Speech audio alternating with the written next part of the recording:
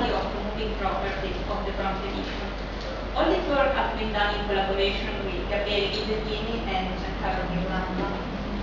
So this is the outline of the talk. I will start by reviewing the status of high energy detection from the last instrument for Fermi. For high energy, I mean radiation above 0.1 GeV up to several tenths of GeV.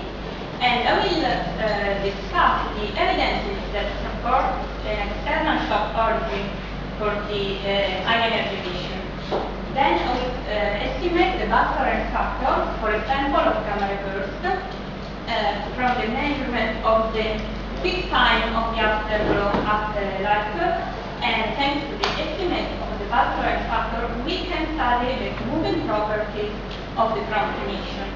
And finally, I will discuss how this study on the moving properties can help us to better understand the so-called spectral energy correlation, which are correlations found between the spectral properties of the prompt emission and the energetics or luminosity.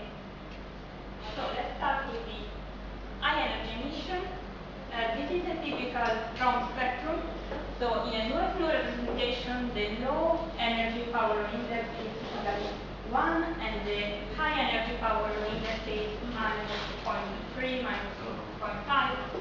And this is more or less the energy range of sensitivity of the GBM instrument. And the last instrument on board Fermi extends this energy range. So now we can detect gamma reversed up to 300 GeV. Okay, so what we expect to see in this energy range? Of course, for very bright or particularly hard gamma reversed, we do expect to detect the extrapolation of the prompt emission. However, from eager observation, we already know that in some cases it's possible there are evidence of a different spectral component. So in this, now thanks to LAT, we can study the spectral and temporal properties of this high energy emission. And at present, LAT detected 28 events, 3 are short bursts, and for 9 there is the estimate of the redshift.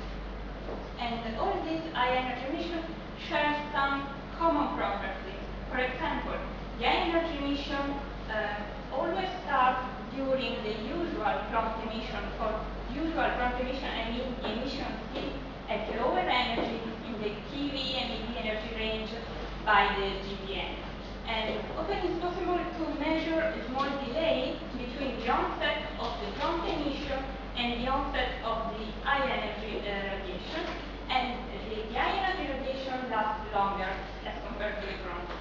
So in order to convey the origin of this emission, we should study the spectral and temporal properties of the radiation detected by LAT.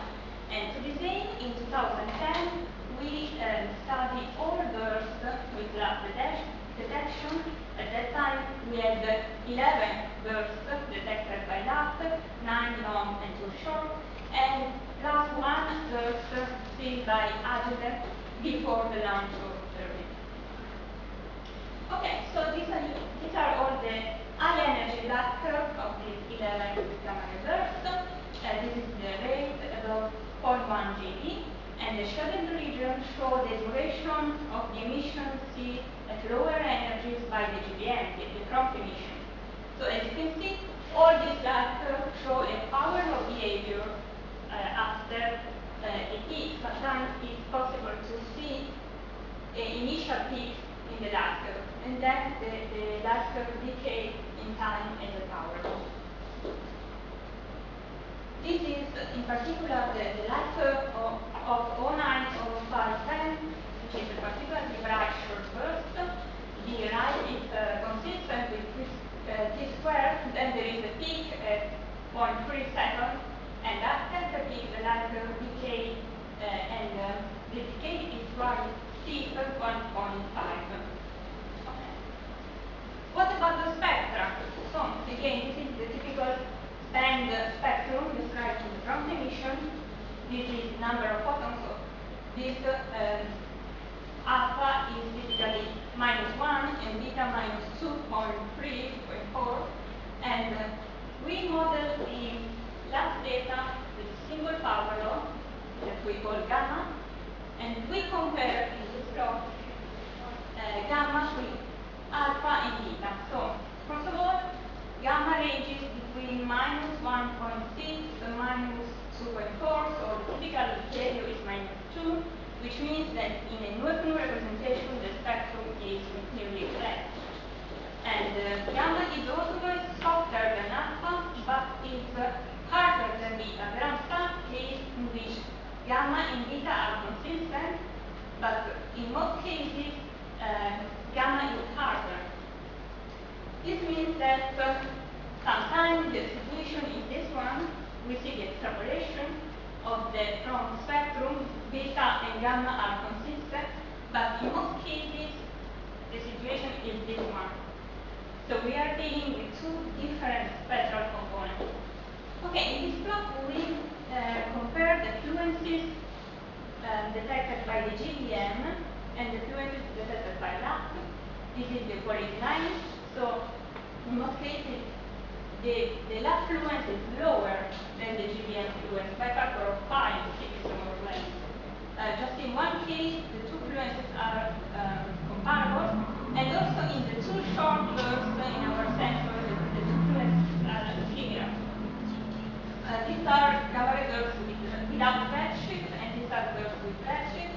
This gray slide shows the 1, 2, and 3 sigma of the distribution of all gamma bursts detected by the GBM. So it's the GBM fluence distribution of long bursts. So as you can see, bursts with lab detection tend to be the brightest in terms of prompt emission. Okay, so to summarize the results for the spectrum, we see that often GBM and lab spectra are inconsistent, and this suggests that there are two different spectral components. And so now we have to understand which is the origin of the high energy emission, and the gas curve of the high energy emissions are smooth, are often peaked, and after the peak they all have similar temporal decay, and they last longer than the prompt.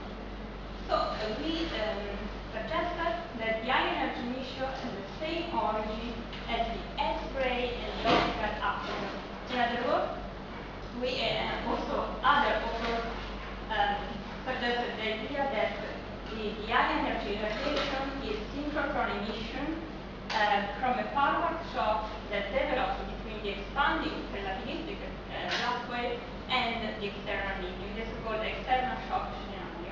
Okay, so just to consistently check on this model, these are the light curves of the four brightest gamma bursts with redshift detected by LAP. This is the reference time, and all these light curves show an initial peak, and the peak time ranges between 0.50 and 3 seconds. So the onset of the afterglow happens very early. This is consistent with the afterglow model. In the afterglow model, we can estimate the peak of the light curve thanks to the equation. So for typical values of the kinetic energy of the blast burst and of the density of the interstellar medium, and for quite large bulk Lorentz factor, we estimate peak time of the order of 0.3 seconds. So perfectly consistent with what we see in the GED emission. Excuse me, is it for a Blanford solution? Which no, solution? I will show after how this equation can be derived. Okay, so we can use this equation in another way. If we measure the peak time from our data, we can estimate the bulk Lorentz factor. And for the four brightest gamma bursts that I showed before, we estimate a Lorentz factor between 600 and 1000. Okay, so the second consistency check is on the temporal decay after the peak. So in the standard adiabatic model of the external afterglow theory, the light curve has to decay at t to the minus 1. Instead, in the GV light curve, we see a steeper decay. So we propose that the afterglow should be radiative, at least in this first 100 seconds.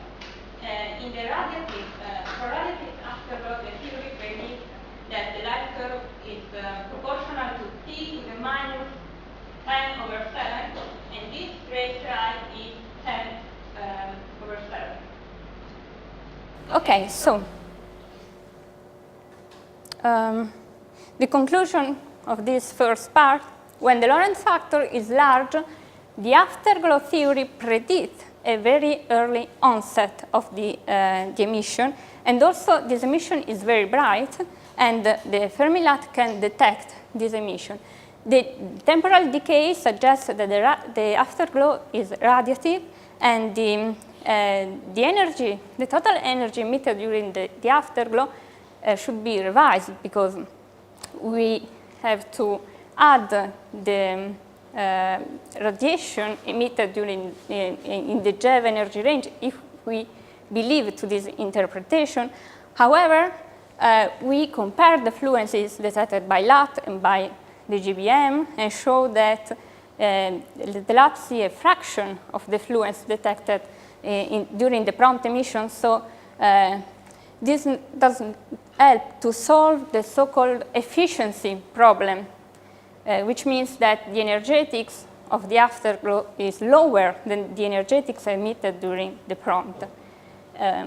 So now the next step is to test this model, this interpretation, in a more quantitative way. So we have to model the GV data and possibly also X-ray and optical data under a very consistent picture based on external shocks. Okay, this is just to show the physics of external shocks. We have a ultra-relativistic blast wave expanding into the external medium, and a forward shocks develop and swept up matter and hits this matter, and the electrons gain internal energy, and they can radiate via synchrotron process at less part of the internal energy. So if these emissions, if radiative losses are a small fraction of the dissipated energy, the evolution of the blast wave can be considered adiabatic. In the other case, if the radiative losses are not negligible, then we talk about a radiative afterglow. Okay, so to our aim, we need a model to describe the dynamics of external shock, and then to describe the radiative processes, synchrotron and synchrotron self-compton. And of course, in literature, there are a lot of models to describe the dynamics of the external shock.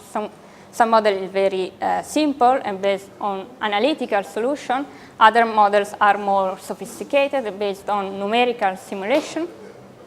So we just need a simple but detailed and reasonable model to describe the evolution of the bulk Lorentz factor with the radius during the external shocks. So these are the ingredients of our model. We consider this parameter epsilon, which is the fraction of the dissipated energy which is radiated by the electrons. And of course, when epsilon is small, we are able to reproduce adiabatic solutions. When epsilon is 1 or larger than 0.1, we can reproduce fully radiative or all the intermediate regimes. And we consider adiabatic losses in our model. This allows to reconvert part of the internal energy gained by the shocked electrons and matter, reconvert into bulk motion of the fireball. So this is important because allow to consider also complex density profile and eventually to describe a reacceleration of the fireball. And we pay particular attention to the transition from the relativistic to the non-relativistic phase.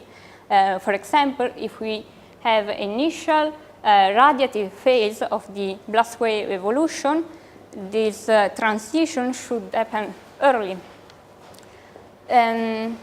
Then we are able to reproduce the Blandford-McKee solution during the relativistic deceleration and the set of Taylor solution during the non-relativistic phase. Okay, this is a work in progress, so I will show just this preliminary plot. There is the light curve. This is a light curve describing a fully radiative solution. Epsilon is constant and is 1. In this case, instead, epsilon is constant and is 10 to the minus 2. So this can be considered an adiabatic solution. And in this case, instead, epsilon evolve over the time in this way. So at the beginning, it's 0.5. And then decrease to 10 to the minus 2. So we obtain this light curve. So after the peak. That's radiative efficiency? Sorry? Epsilon is radiative efficiency? It's the total efficiency. So it's the fraction of energy, of dissipated energy that you give to the electrons, and the fraction of this energy that the electron actually radiates. Because if you are in fast cooling, you can radiate all the energy gained by the electron. Okay. So after the peak, the light curve is very steep.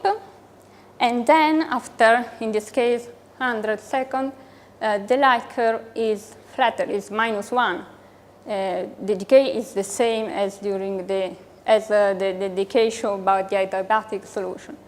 So I choose 100 because typically we have X-ray and optical data after this time, and we don't need usually of radiative solution after to explain the X-ray and optical data, and we have steep GeV light curve in this region. So we see the peak, and we have detection of high energy emission up to 100 seconds. I didn't understand what you said. You have data after 100 seconds. Oh, for the X-ray and optical, usually you don't see the emission in the first. It's the number of bursts that you have simultaneous with SWIFT. Isn't that very small? It's a small number. Okay. That's a small number which are seen by both SWIFT and ELIC. But you're saying you can kind of calibrate that, right? Okay, I see.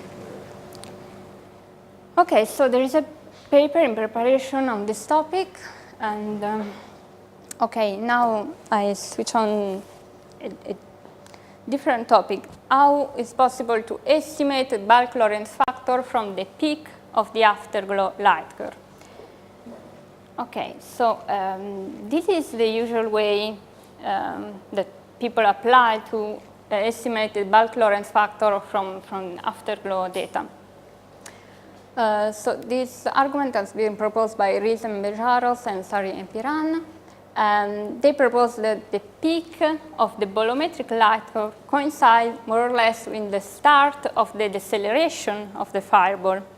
And the deceleration radius is estimated in this way. This is the mass swept up by the blast wave, so the mass from the interstellar medium. And the deceleration starts when this mass is equal to the initial mass of the ejecta divided by gamma, the initial bulk Lorentz factor. Saying it in another way, the internal energy of the shocked matter is equal to the initial mass of the ejecta.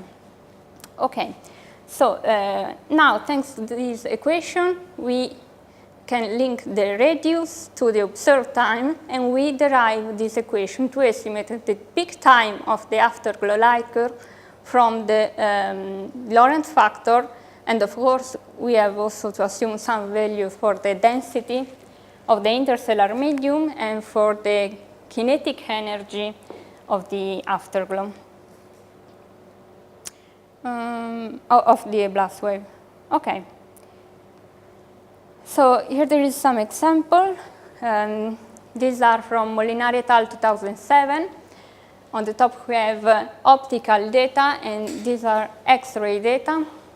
So as you see yesterday, optical and X-ray afterglow in most cases behave very differently. So this is a case where we have a clear peak in the optical and a complicated behavior in the X-rays. So by measuring the peak time of this light curve, Molinari et al. Estimate this bulk Lorentz factor. Unfortunately, they don't use the equation proposed by Sari-Piran, but they just, I don't know why, but they put a factor of 2 in this equation, so I guess that they are overestimating the bulk Lorentz factor. And unfortunately, all the other authors that use this method to estimate the bulk Lorentz factor use the equation by Molinari. Then I think that bulk Lorentz factor that you find in literature can be overestimated. Okay, so You're saying there's a simple factor of 2 between Molinari and Sari-Piran? yes. Yes, because Molinari said that they, with the equation, they don't say this clearly, but with this equation by Sari and Piran, you can estimate the Lorentz factor at the deceleration, not the initial one. And then they state that at the deceleration, the Lorentz factor is half of the initial value. So they multiply by 2. Okay, but I'm studying this topic by using the model that I discussed before, because we can estimate the peak of the light curve and try to understand which is the better equation that links the peak time to the bulk Lorentz factor. Yes? How fast is the light rising before the peak?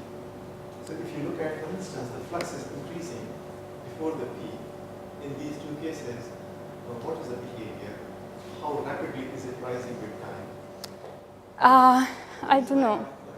Because you mean that... Is it firm prediction? If this is deceleration, very simple firm prediction as to how fast the flux should be rising with time before the peak. Yes, but okay, it's not clear. I mean, if the interstellar medium is homogeneous, you expect T square. T cubed. And Why? And if it is different stratification, different. Go ahead. Okay. What's your answer? So how fast is the light rising? No, I don't know in these cases.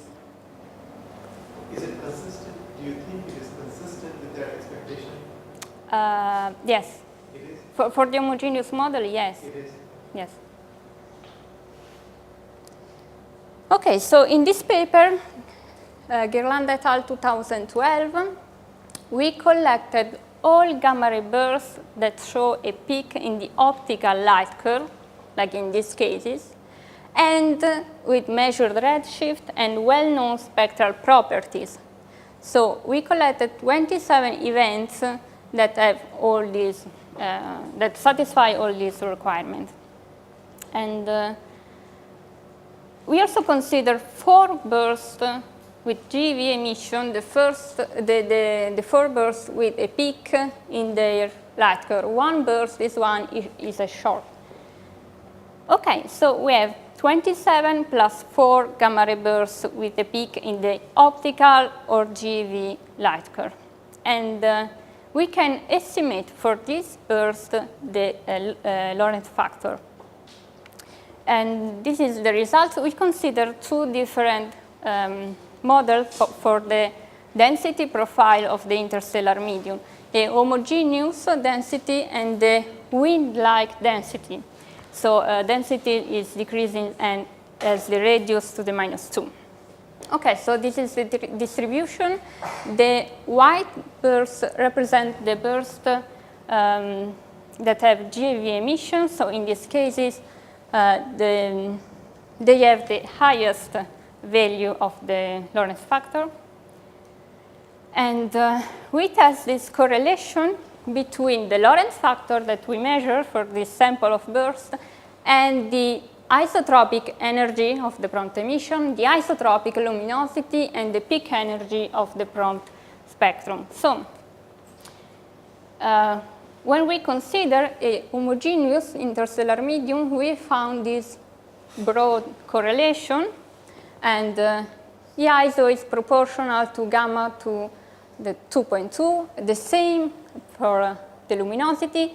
And here there is the correlation between the peak energy and the Lorentz factor, and we found that this correlation is linear. For the wind case, we found a similar correlation in terms of slope, but the correlation seems to be tighter. Okay, so now that we have the measure of the Lorentz factor for our sample of 31 gamma ray bursts, we can study the comoving properties of the prompt emission. So in the observer frame, we can measure fluencies, fluxes, observed frequencies, observed time scales. But if we know the redshift of the source, we can move to a different reference frame, the so-called rest frame, where we estimate the energetics, luminosities, and the rest frame frequencies and time scale, and so on. But this is not the end of the story, because there is another reference frame, which is the frame comoving with the fluid. So all these rest frame quantities are affected by beaming effect. So in order to move to the comoving frame, so comoving means at rest with the fluid, which has a factor gamma with respect to the observer, the rest frame. If we know the Lorentz factor, we can estimate the comoving quantities thanks to this relation. Of course, energy should be divided by gamma in order to move from the rest frame to the comoving frame, and the luminosity should be divided by gamma squared. Okay, so this is a plot for the spectral peak energy. These are all gamma ray bursts with measured redshift and peak energy. This is our subsample of 27 plus 4 gamma ray bursts. And this is the rest frame peak energy distribution. If we divide the rest frame peak energy by gamma, we obtain the comoving frame peak energy for the homogeneous or the wind case. So as you can see, there is a clustering of the distribution. And this is the same plot for the isotropic energy. In this case, the comoving distribution is still quite broad. And this is, most important, the plot for the isotropic luminosity. In this case, there is a quite strong clustering of the luminosity. So the comoving luminosity has a typical value, which is more or less 5 times 10 to the 48 erg per second. Okay, so we can use the results to study, to understand in a deeper way correlation. First, an introduction of this correlation. There is the so-called Amati relation, which is between the rest frame peak energy of the prompt spectrum and the isotropic energetics. And the slope is more or less 0.5. And this is the so-called Yonetoku correlation. On the y-axis, we always have the rest frame peak energy, but we have, in this case, the luminosity, isotropic luminosity, instead of energetics. Also, in this case, the slope is 0.5. There is a third correlation, which is this one. This is the Amati correlation, And in this case, instead, we plot not the isotropic energy, but the collimation-corrected energy. So if gamma ray bursts are jetted sources, the true energetics should be estimated by correcting the isotropic energy for the jet opening angle. Okay, so in some cases, it's possible to estimate the jet opening angle and to derive the collimation-corrected energy. And Guirland et al. 2004 found a tighter correlation between the rest frame peak energy and the collimation-corrected energy. So these correlations are important because they are telling us something about the physics of gamma ray bursts. They have been proposed for cosmological purpose to estimate the cosmological parameters. However, there are several problems and issues with this correlation because different authors propose that this correlation are due to instrumental selection effects. So there is a hot debate on this issue, and there is no unifying interpretation yet of this correlation. Okay, so here we have the Amati and Yonetoku correlation for these white points. These blue dots instead are the subsample of gamma ray bursts for which we estimate the bulk Lorentz factor. So for this burst, we can plot on this plane the not the rest frame quantities, but the comoving quantities, which are these red points. So in this case, these red points are the comoving peak energy and the comoving isotropic energy. So in this case, for the Amati correlation, we still found a broad relation between these two quantities. Instead, in this plane, there is no correlation. The luminosity is very clustered around a typical value, and this is particularly interesting. These are for the homogeneous interstellar medium. Instead, in this case, we assume a wind interstellar medium. So maybe in this case, for a wind interstellar medium, the clustering of the luminosity is even stronger. And this plane is particularly interesting because we now can explain the Yonetoku correlation, white point, by saying that in the comoving frame, all gamma ray bursts have almost the same peak energy and the same isotropic luminosity. However, they have different bulk Lorentz factor. So when the bulk Lorentz factor is small, a gamma ray burst moves from here to here. When a Lorentz factor is high, a gamma ray burst moves from here to there. So when we move from the comoving frame to the rest frame, we produce a correlation which is just a sequence of bulk Lorentz factor. Okay.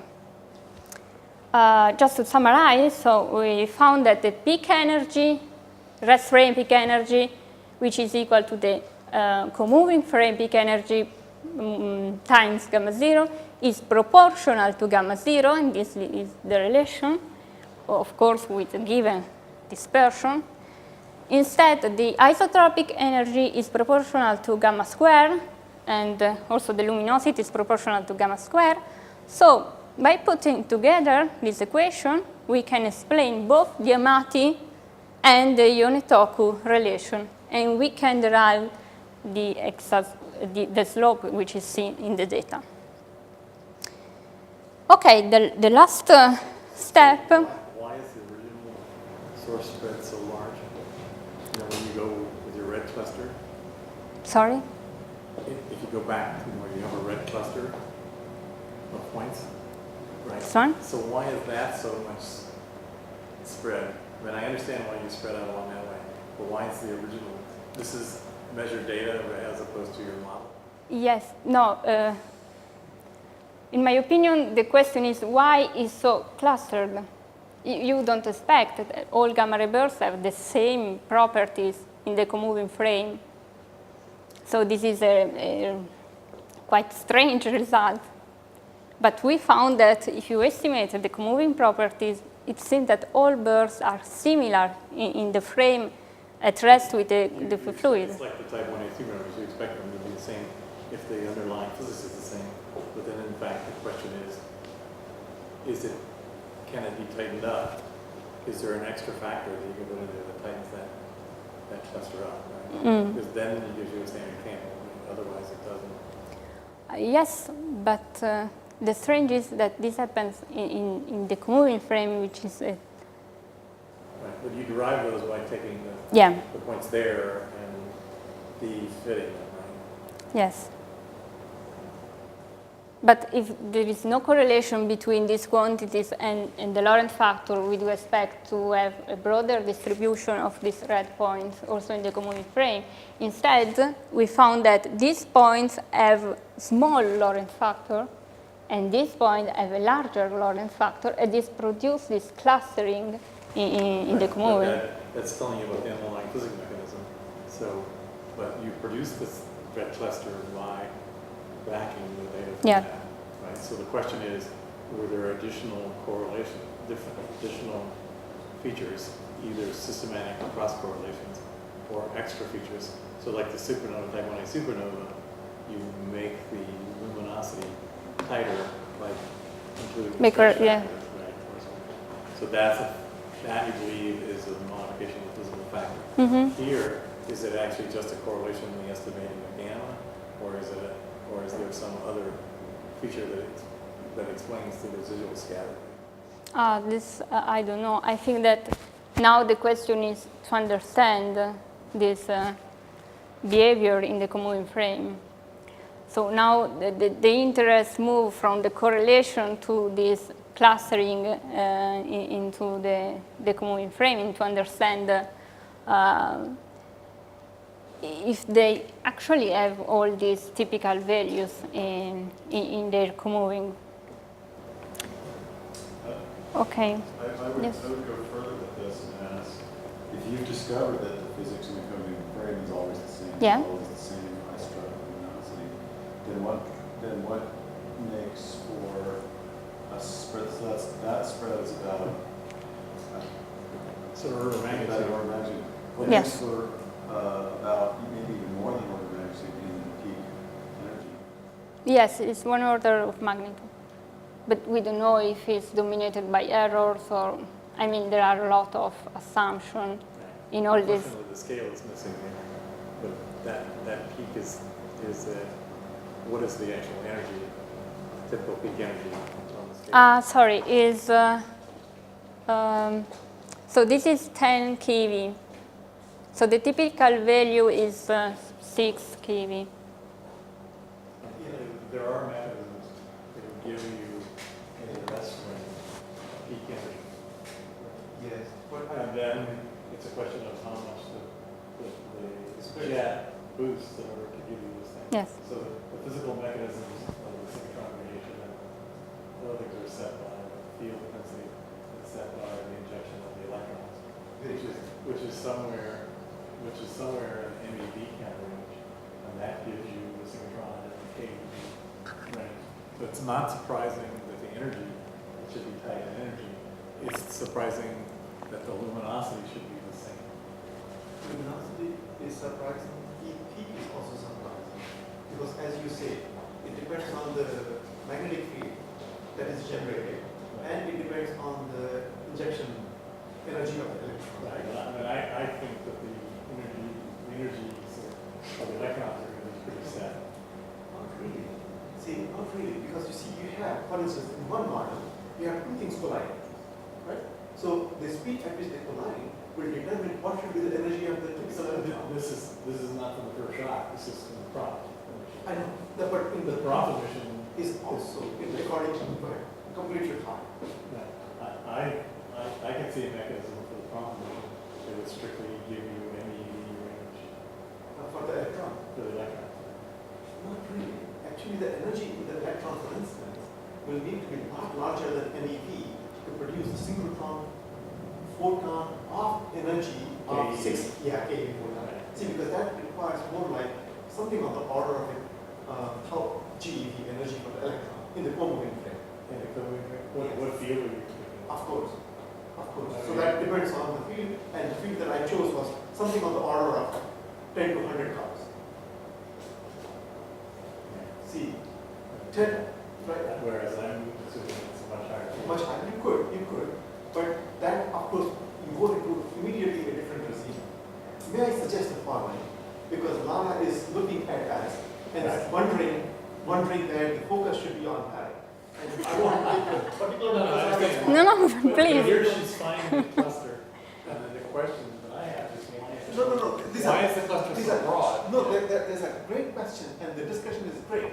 And as I've been asked to do this little responsibility, so I just want to make sure Yeah, this to is- let you should have asked me to do it because Yeah, now I'm then we could be in a discussion. No, we are going into the discussion. So what my suggestion is, just let's do this. Let her complete this Okay. because she has got only a few minutes left to Right. complete things, and then we are going into the discussion. And the good news is that after this thing is not just 5-minute discussion, the next thing is also basically an hour-long discussion. So some of that time can be used to continue discussing these things, and then we'll go on to Compton telescopes, for instance. So now I'm going to sit down. You complete your part. Okay.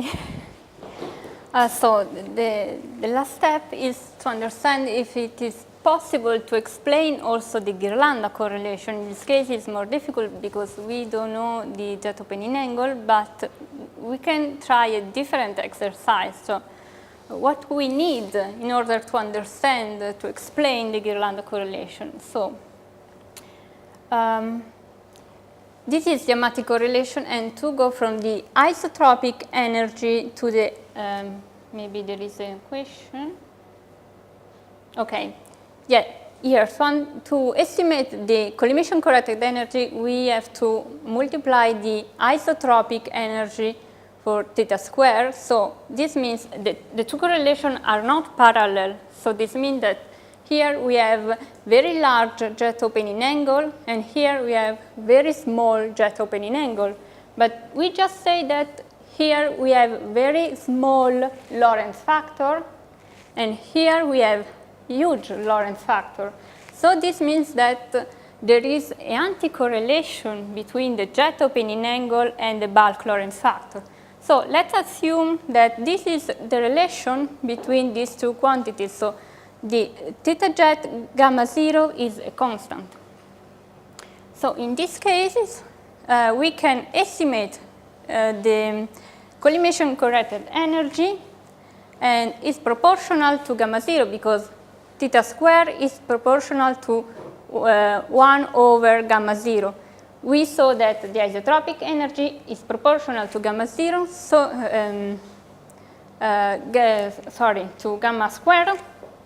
So this quantity is proportional to gamma, which is proportional to the peak energy. So under this assumption that we introduce ad hoc, we derive the Ghirlanda correlation, collimation corrected energy proportional to the peak energy, so linear correlation. Okay, I reported here this equation, and now we can estimate the co-moving collimation corrected energy. So this is the rest frame collimation corrected energy divided by gamma. And so this term is proportional to gamma over gamma is a constant. Where did the opening numbers like gamma, square root of gamma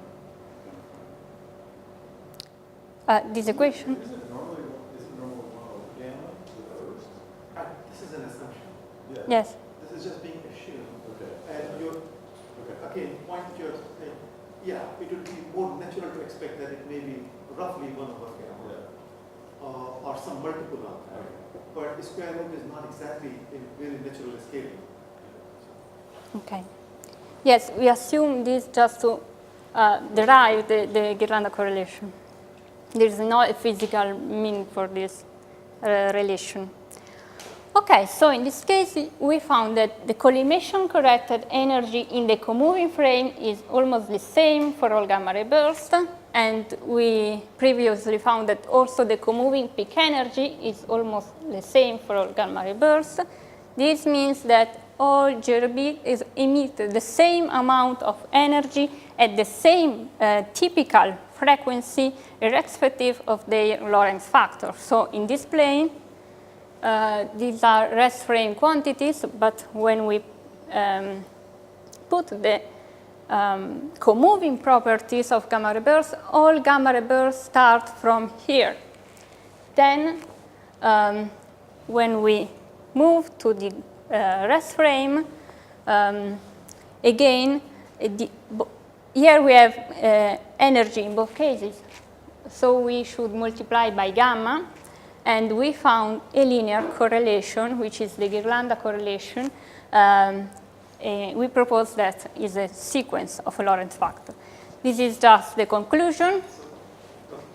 So we study the comoving properties of 31 gamma ray bursts, and for this sample, we estimated bulk Lorentz factor, considering both homogeneous and wind line density profile.